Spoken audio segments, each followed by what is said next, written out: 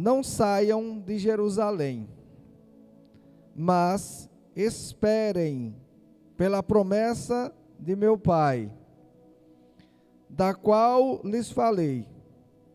Pois João batizou com água, mas dentro de poucos dias vocês serão batizados com o Espírito Santo. Aleluias.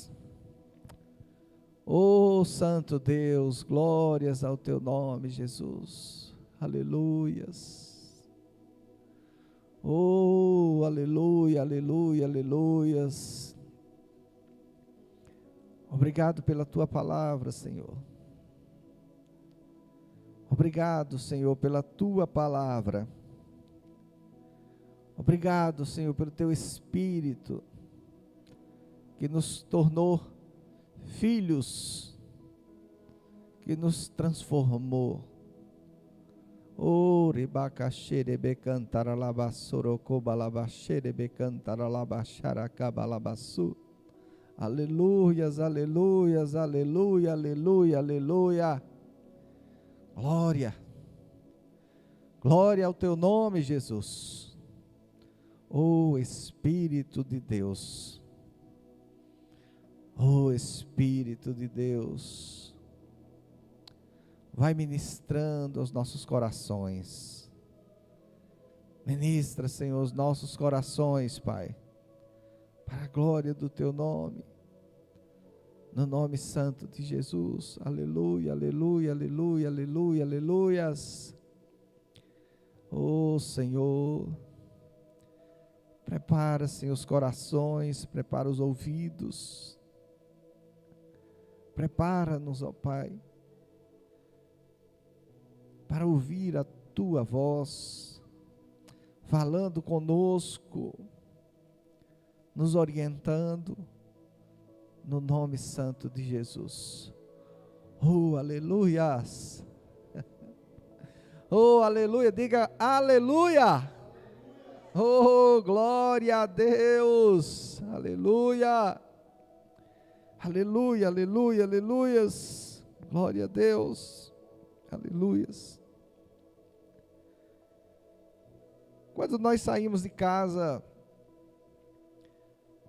e vamos nos reunir com a igreja do Senhor, nós sabemos que a palavra de Deus diz que onde houver dois ou mais, ou dois ou três reunidos no meu nome, ali eu estarei no meio deles.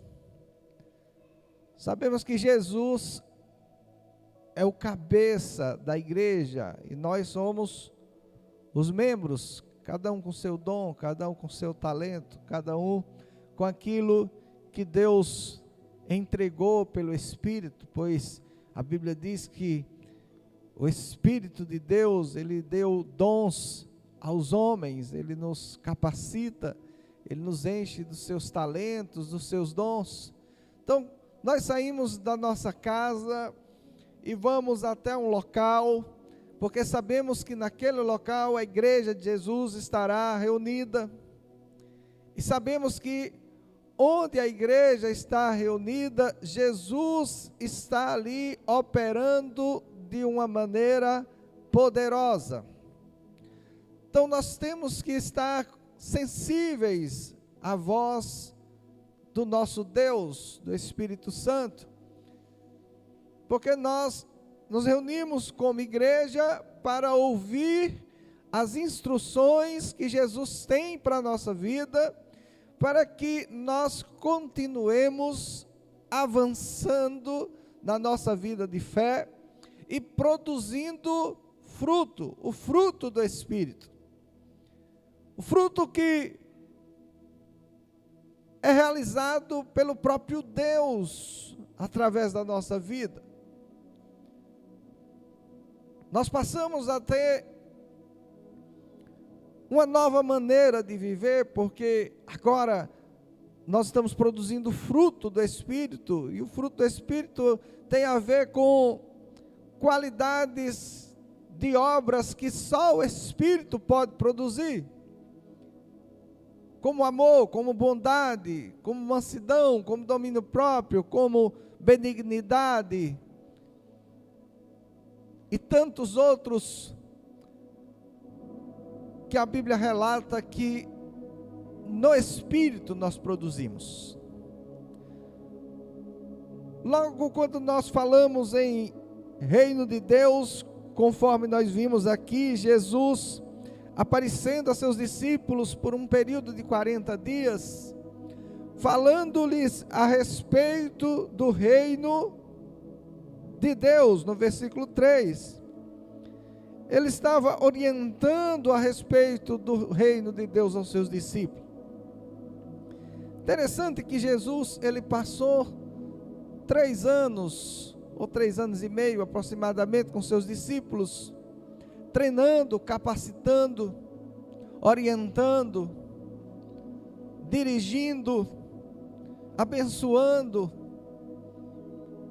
Ele estava falando a respeito daquilo que estava por vir. Ele estava orientando seus discípulos a respeito da sua morte, a respeito da sua crucificação. Mas tudo isso, nesse texto aqui, já havia acontecido. Jesus já havia sido humilhado, já havia sofrido e já havia ressuscitado. Aqui eles estão recebendo instruções de Jesus ressuscitado. E agora Jesus está dando instruções acerca do reino de Deus. Algo novo havia sido inaugurado com a ressurreição de Jesus. Uma nova fase estava sendo começada. Jesus já havia pagado os pecados da humanidade. Jesus já estava ali ressuscitado, e ele está falando a respeito do reino de Deus, porque este reino, ele começa a ser anunciado pelos seus discípulos e vivido pelos seus discípulos. Eles já estavam aqui neste momento. Jesus ressuscitou, foi atrás deles, conforme a Bíblia relaciona, e juntou-os novamente, porque cada um já estava indo para o seu lado. Mas Jesus junta e começa a dar essas instruções a respeito deste reino, que eles tanto esperaram por 3 anos e meio, ali com Jesus, esperando que isto acontecesse. Mas eles não imaginavam que este reino seria conquistado pelo sofrimento de Jesus, pela sua morte na cruz. Então, quando a conquista chega, eles fogem.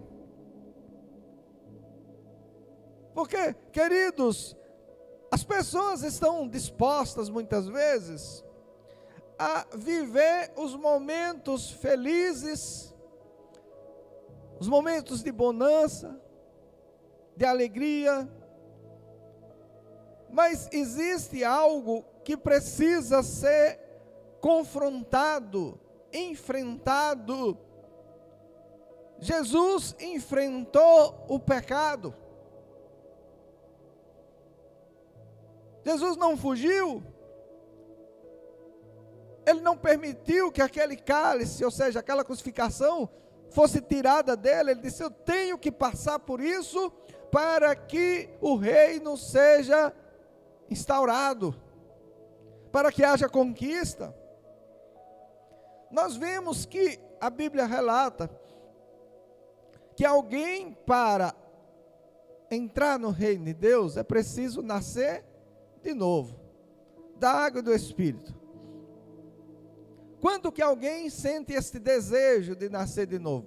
Quando ele é visitado pelo Espírito, e o Espírito o convence do pecado, da justiça e do juízo.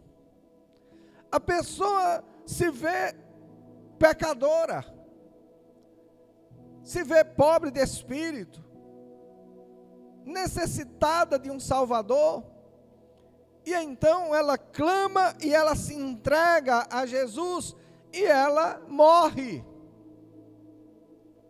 E nasce da água e do Espírito. Nasce uma nova pessoa. Exatamente como aconteceu com Jesus. Apesar de Jesus não ter cometido nenhum delito, nenhum pecado, ele se fez pecado por nós. E como pecado que ele se fez, ele precisava morrer. Porque era uma condição a qual Jesus não podia permanecer. Não era um pecado dele, e nem Deus pode pecar. Mas ele enfrenta o pecado como ele deve ser enfrentado. Como que o pecado deve ser enfrentado? Obedecendo a Deus. O que era que estava escrito que ele deveria fazer para vencer o pecado? A cruz. Não o pecado dele, mas o nosso. Outrora cometido. Então ele vai e enfrenta aquilo que precisa enfrentar. Os discípulos, nesta mesma crucificação de Jesus, todos fogem. Deus tem uma palavra revelada aos nossos corações hoje, que não é fugindo daquilo que precisa ser enfrentado, que você vai ter uma vida transformada. Toda vez que algo aperta um pouco, a pessoa foge e vive de fugir. Mas eu quero dizer uma coisa para você, meu querido. Você tem o Espírito Santo de Deus. E Jesus disse: no mundo vocês terão aflições, mas tenha bom ânimo, eu venci o mundo. Ele não está dizendo fuja, ele está dizendo você é vencedor. Os discípulos fugiram, mas fugir não resolvia. Fugir tornava eles fracos, incapazes. Quando eles fogem, eles desanimam. Logo eles já estão dizendo para os outros: eu vou pescar. O outro diz: eu também. Vamos viver, eles falaram, a vida normal de sempre. Mas Jesus havia tomado uma posição diferente dos apóstolos. Ele enfrentou. Ele depositou toda a confiança naquilo que estava escrito, na palavra, ou seja, nele mesmo, na certeza que ele poderia se entregar naquela situação para enfrentar, porque estava escrito que o meu justo não sofrerá a corrupção, ou seja, ele não ficaria no túmulo. Ele entrega-se àquela situação horrível, mas com a certeza de que sairia dali vencedor para sempre. Então ele diz para os discípulos, no versículo 4, na parte B: não saiam de Jerusalém, mas esperem pela promessa de meu Pai, da qual lhes falei. Pois João batizou com água, mas dentro de poucos dias vocês serão batizados com o Espírito Santo. Então os que estavam reunidos lhe perguntaram: Senhor, é neste tempo que vai restaurar o reino a Israel? Ele lhes perguntou: não lhes compete saber os tempos ou as datas que o Pai estabeleceu pela sua própria autoridade?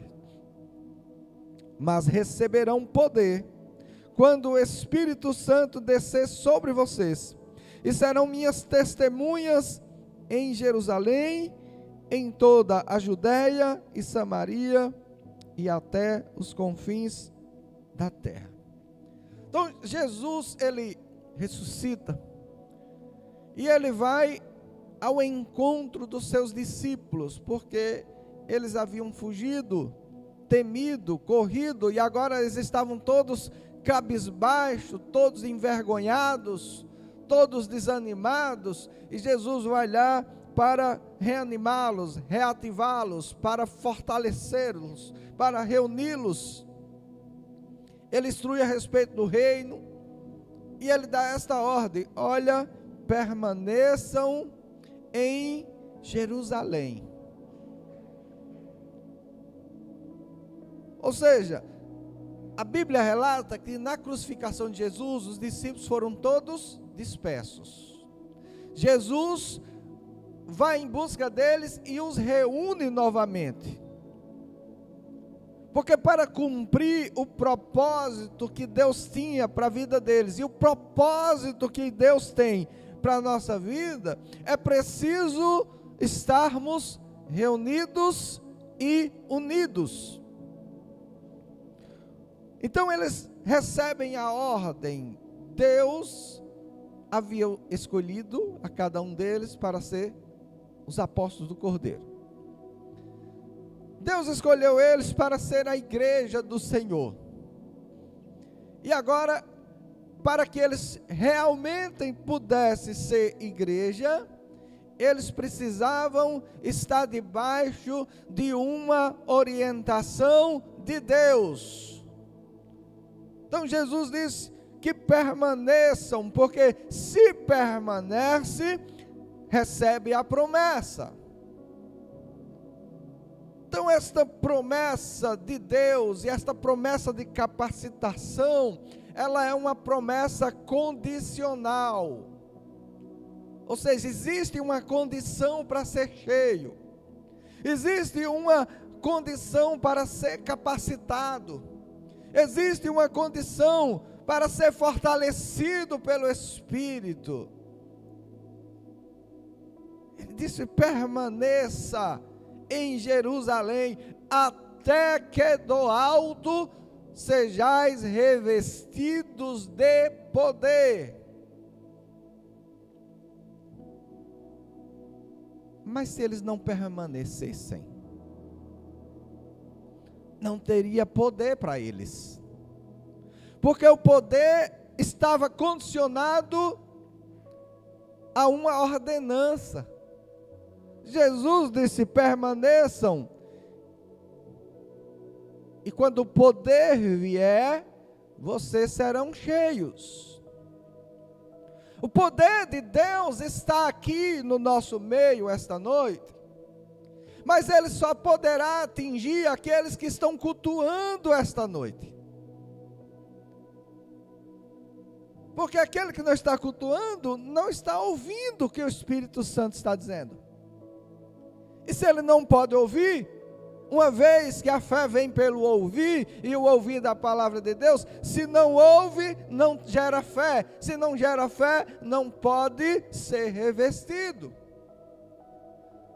Logo, existe uma orientação divina para que os discípulos pudessem ser capacitados pelo teu Espírito, pelo Espírito Santo de Deus. E eles, em dado momento, eles fazem uma pergunta.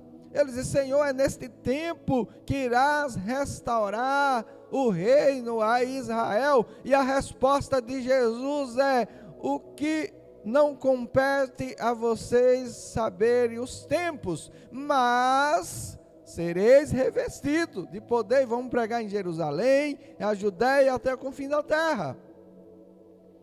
O que é que nós aprendemos com isso? Quantas pessoas estão gastando o seu tempo, gastando a sua fé, muitas vezes, em discussões que não levam a lugar algum, coisas que são assuntos de Deus, coisas que só Deus sabe, e se Ele não deixou explícito, é porque é algo que compete a Ele, mas existe algo explícito para nós, e o que Deus deixou explícito para nós, é que nós deveríamos permanecer unidos, que nós deveríamos permanecer buscando a presença do Senhor, e quando fizéssemos isso, seríamos cheios do Espírito, capacitados, e poderemos sair e anunciar o Evangelho de Deus em todos os lugares. Isto compete a nós. Nós temos uma grande incumbência, uma grande responsabilidade, como fala o pastor Sam, profeta de Deus. Ele sempre fala: quem foi dado um grande privilégio é dado também uma grande responsabilidade. Existe uma responsabilidade nossa, que é a responsabilidade de ouvir e de obedecer às orientações do Espírito, para podermos ser fortalecidos, revestidos, orientados, capacitados e poder executar a grande obra que Ele tem para que nós executemos. Mas o interessante é que, para que nós possamos ser dotados desta capacitação, o reino de Deus precisa estar em primeiro lugar nas nossas vidas.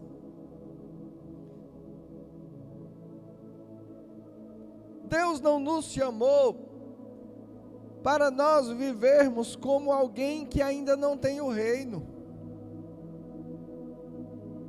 E muitas pessoas têm tido acesso ao reino de Deus, mas não têm conseguido viver o reino de Deus, porque eles se sentem como se fossem estrangeiros do reino. Não se envolvem.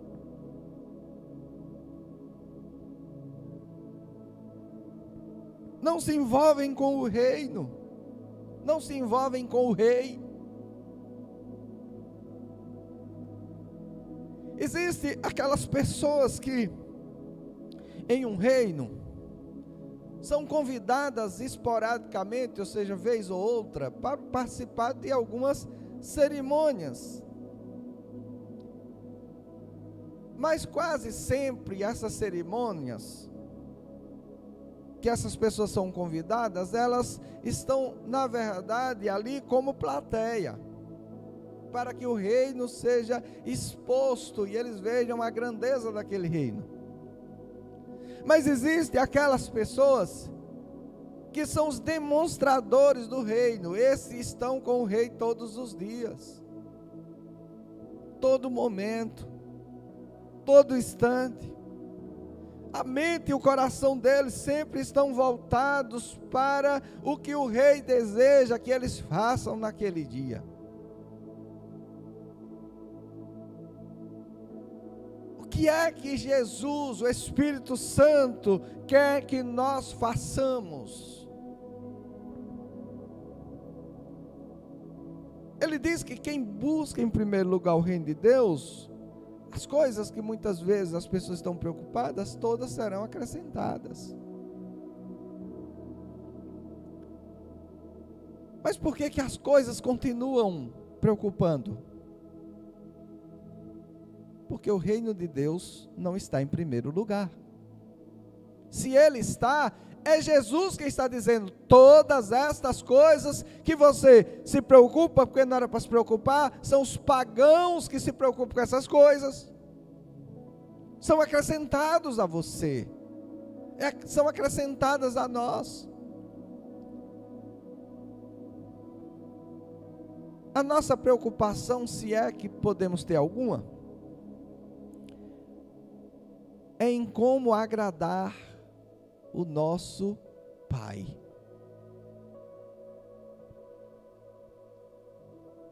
nós sabemos como agradar o nosso Pai. É dedicando tempo para Ele. É buscando ouvir a sua voz. É estando sensível para as suas orientações. É viver uma vida dedicada a Deus. E alguém pode dizer: pastor Flávio, o senhor está dizendo que eu não vou fazer mais nada, eu vou ficar só orando. E eu digo para você, você vai fazer muitas coisas, mas vai ficar só orando mesmo. Porque é possível orar no Espírito mesmo fazendo qualquer coisa. O Espírito está em toda parte. E na verdade, qualquer coisa que nós venhamos a fazer, precisa ser orientada pelo Espírito de Deus, porque tudo que é orientado pelo seu Espírito, glorifica a Ele mesmo. Logo, tudo que fazemos, glorificará a Jesus. Tudo que fizermos orientados pelo Espírito de Deus, vai agradar a Deus. Ele nos chamou para viver uma vida de poder, uma vida de autoridade, uma vida movida pelos dons do Espírito. Ele nos chamou para profetizar, Ele nos chamou para falar em novas línguas, Ele nos chamou para curar enfermos, Ele nos chamou para viver a vida abundante de Deus. Ele nos chamou para libertar os cativos do diabo. Ele nos chamou para fazer proezas nele, na terra. Ele nos chamou para anunciarmos o seu reino. E quando nós olhamos como é que se anuncia o reino de Deus, basta olharmos para a forma como Jesus anunciou o seu reino. Jesus anunciou o reino curando os enfermos. Jesus anunciou o reino expelindo os demônios. Jesus anunciou o reino tornando livres os cativos. E se nós estamos anunciando o reino de Deus, e isso só pode ser feito pelo Espírito de Deus, é preciso que nós anunciemos da mesma forma que o nosso Senhor anunciou. Um reino poderoso, cheio de autoridade, porque o Espírito Santo que habita em nós é o próprio Deus, todo-poderoso, capaz de transformar a vida do mais vil pecador em um homem e uma mulher que glorifica a Deus. Nós precisamos estar debaixo desta ordenança para ser cheio. Precisamos nos mover por esta sede, por esta fome do Espírito. Precisamos nos mover para sermos cheios de Deus. Faça uma análise da sua vida. Eu não quero fazer essa análise por você. E faça uma análise daquilo que alguém faz por coisas terrenas e se está fazendo algo pelo menos semelhante para ser cheio de Deus. Analise a sua conduta.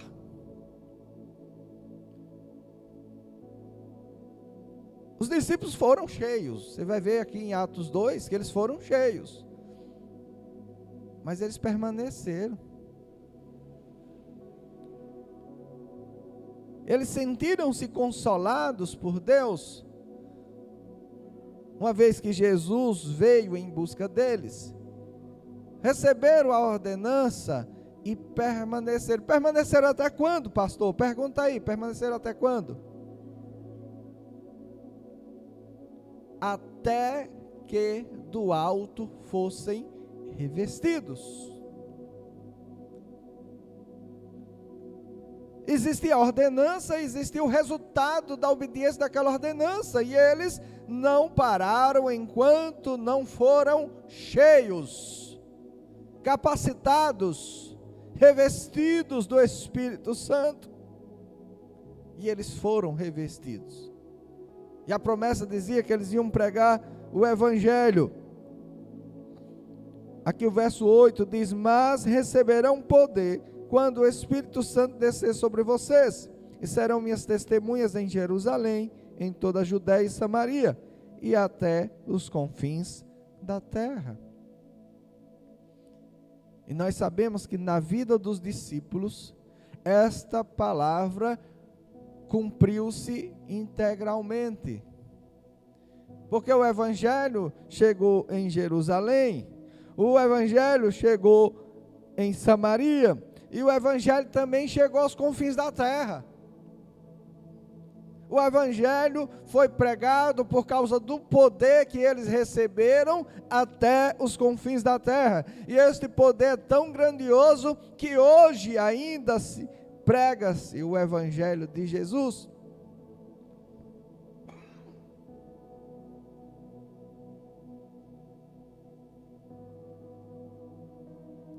Mas quem é que prega o Evangelho de Jesus? Aqueles que, a exemplo dos apóstolos, permanecem para ser cheios do Espírito. Se alguém quer ser cheio do Espírito, certa feita Jesus disse que, ao expelir-se um espírito maligno, ele sai a dar voltas. E retornando, ele vê aquela casa, aquela pessoa, ela relaciona como casa, vazia. Então aquele espírito vai e chama mais 7, e habita naquela pessoa, diz: ei, vem e habitemos ali. E a Bíblia diz que as obras daquela pessoa, Jesus diz, serão piores do que as primeiras. E o que é que isso tem a ver, pastor Flávio? Tem a ver, querido, que se a casa que somos nós está cheia, não cabe mais nada.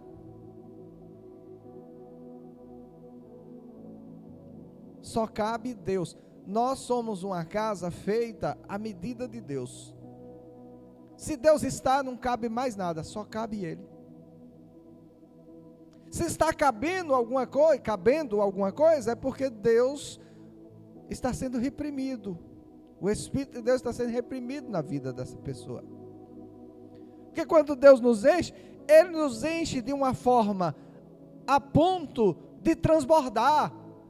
Não fica um só cômodo vazio, todo cheio, e transborda. Porque quem bebe da água que Cristo dá, dele jorrarão rios de águas vivas. Ou seja, o Espírito Santo flui do interior daqueles que têm o Espírito. Nós recebemos de uma única fonte, diga, de Deus. Não são muitas fontes, é só uma.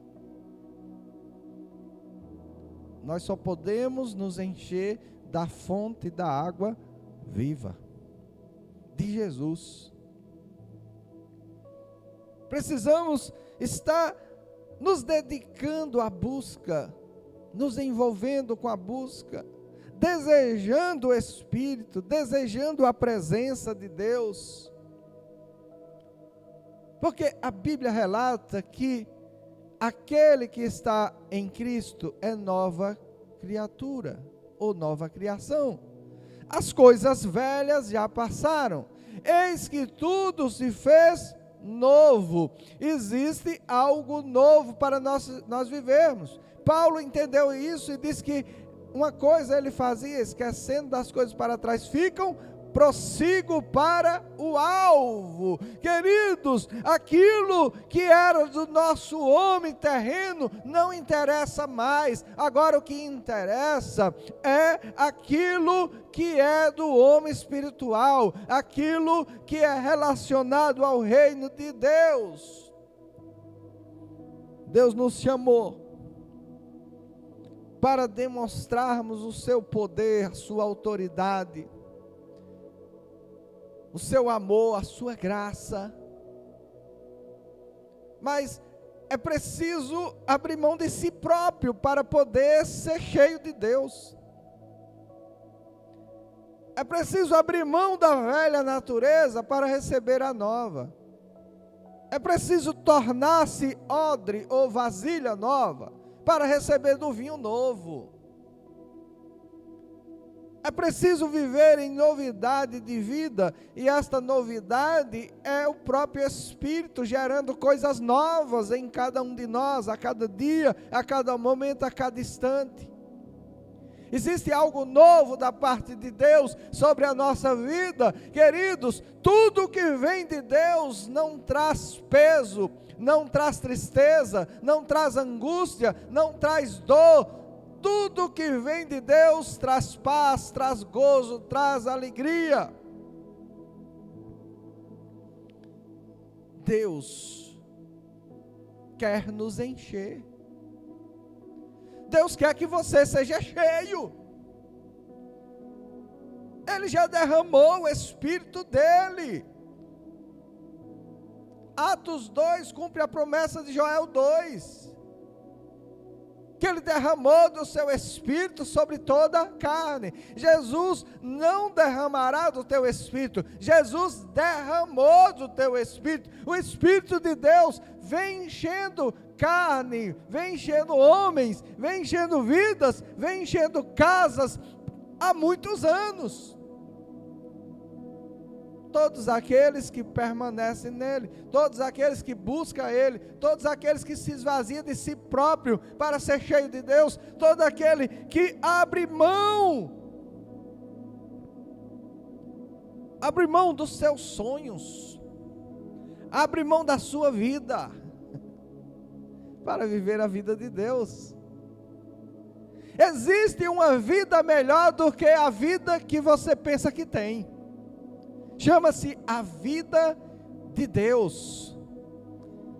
Deus tem uma vida extraordinária para cada um de nós.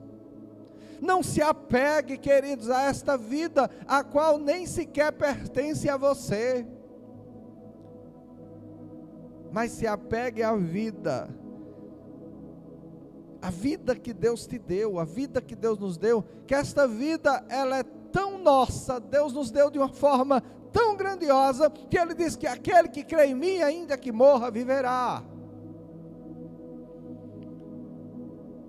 Uma vida capaz de vencer a morte, foi esta vida que Jesus nos deu, a vida no Espírito. Deus quer nos encher. E alguém pode dizer: eu já fiz de tudo, pastor. Como é que isso não acontece na minha vida? Querido, continue se entregando.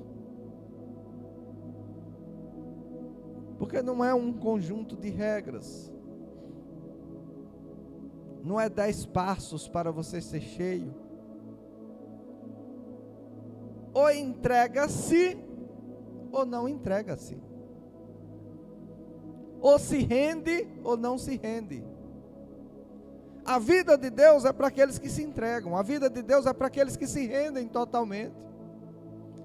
A vida de Deus é para aqueles que rompem com este mundo. Porque sabe que em Deus tem muito mais. Deus tem mais para a sua vida. Deus tem mais para nós. Deus tem muito mais. Muito mais Deus tem.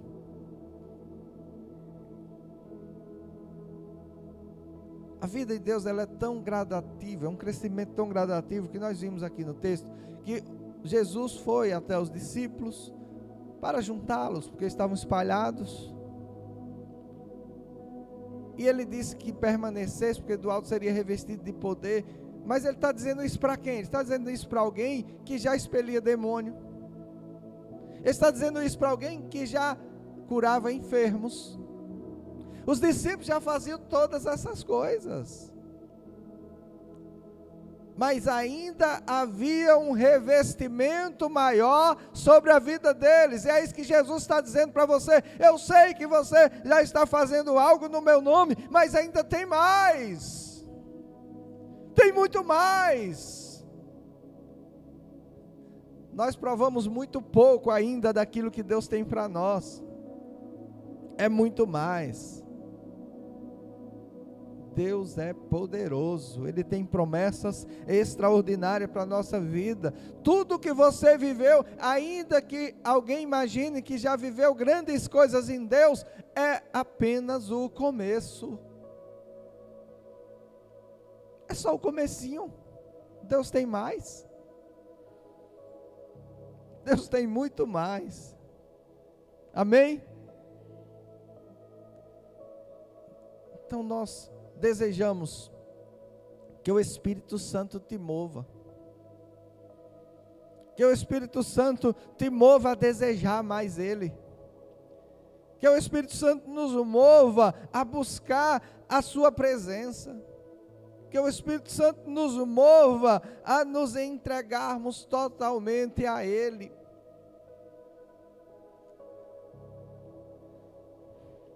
Alguém pode temer chegar para outra pessoa e dizer assim: olha,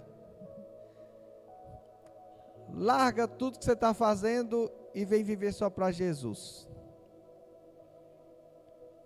Mas Jesus não tem esta preocupação em dizer para alguém: larga tudo e siga-me. Porque Ele sabe que o que Ele tem é melhor do que o tudo que alguém tem. Então, quando Jesus diz, pode confiar. Quando Jesus diz, pode se entregar. Quando Jesus diz, pode abrir mão de tudo e se entregar totalmente a Ele. E como eu sei que Jesus disse? Quando Jesus diz, fica mais claro do que qualquer coisa que alguém possa dizer. Quando Jesus diz, fica tão claro que Paulo ficou 3 dias sem enxergar após ver o que Jesus disse. Tanta clareza que havia na voz de Jesus. Ele está falando conosco. Ele está dizendo: eu sou seu provedor. Eu sou aquele que tem muito mais além do que aquilo que você pode pedir ou que você pode imaginar. É o que eu tenho para você. Basta apenas a entrega. Entregar-se totalmente. E Ele certamente cuidará de você, cuidará de nós, muito além daquilo que nós poderíamos cuidar de nós mesmos. Nos entreguemos a Jesus. Vamos ficar de pé neste momento. Vamos orar, vamos agradecer a Deus por esta noite, por este momento precioso na presença do Senhor. Agradecer a Deus porque você está neste culto, porque Deus te convidou pelo Espírito Santo a você estar neste culto, e você está, e alguém pode pensar: como que eu sei que eu estou neste culto da maneira que eu deveria estar? É se você fez tudo o que estava a seu alcance para estar neste culto. Se este culto foi a coisa mais desejada da sua semana. Porque, querido, a coisa mais desejada, nós fazemos de tudo para realizar. Porque nós desejamos, está lá no íntimo. Queima em nós aquele desejo, aquela vontade de se reunir para adorar, para louvar, para engrandecer o nome de Jesus. Nós desejamos e cremos que este fogo do Espírito estará em cada coração da Igreja Apostólica Família Feliz. Porque nada, mas nada mesmo, atrapalha aquele que tem um coração sedento, uma alma sedenta por Jesus. Nada. E que esta sede do Espírito esteja sobre a sua vida, esteja sobre a nossa vida a cada dia. Pai, nós estamos finalizando este culto aqui, mas sabemos que ele vai permanecer na nossa vida todos os momentos, pois o Senhor disse que estaria conosco até a consumação dos séculos. Nós iremos finalizar esta reunião coletiva que aqui estamos, mas iremos para as nossas casas, cheios de Ti, cheios do Teu Espírito, renovados, fortalecidos. Toma os nossos irmãos nas Tuas mãos, que todos sejam cheios. Oh Deus poderoso, vem com a Tua renovação, assim como Tu fostes, ó Pai, com os discípulos, indo atrás deles, porque o Senhor disse que todos que o Pai me deu, não perdi nenhum, a não ser aquele filho da perdição. Que o Senhor esteja cuidando de cada um dos nossos irmãos, fortalecendo a fé deles, gerando este fogo do Espírito nos seus íntimos, para a glória do Teu nome, Pai. Dai-nos uma semana abençoada, cheia da Tua presença. Abençoa, Pai, os dizimistas, os ofertantes, primiciantes. Abençoa aqueles, ó Pai, que têm priorizado o reino de Deus nas suas finanças, na sua vida, em tudo que faz. Que a Tua bênção esteja sobre a vida de cada um, para a glória do Teu nome. Nos leve em paz para os nossos lares, debaixo da Tua proteção, debaixo do Teu cuidado, para a glória do Teu nome, no nome santo de Jesus. E a igreja diz amém. Próximo domingo, às 18h30, estaremos aqui mais uma vez reunidos para louvar, adorar e engrandecer o nome santo de Jesus. Amém? Que o amor de Deus Pai, a graça do nosso Senhor e Salvador Jesus Cristo e as doces consolações do Espírito Santo seja com todos. Em nome de Jesus, amém. Glória a Deus, aleluia.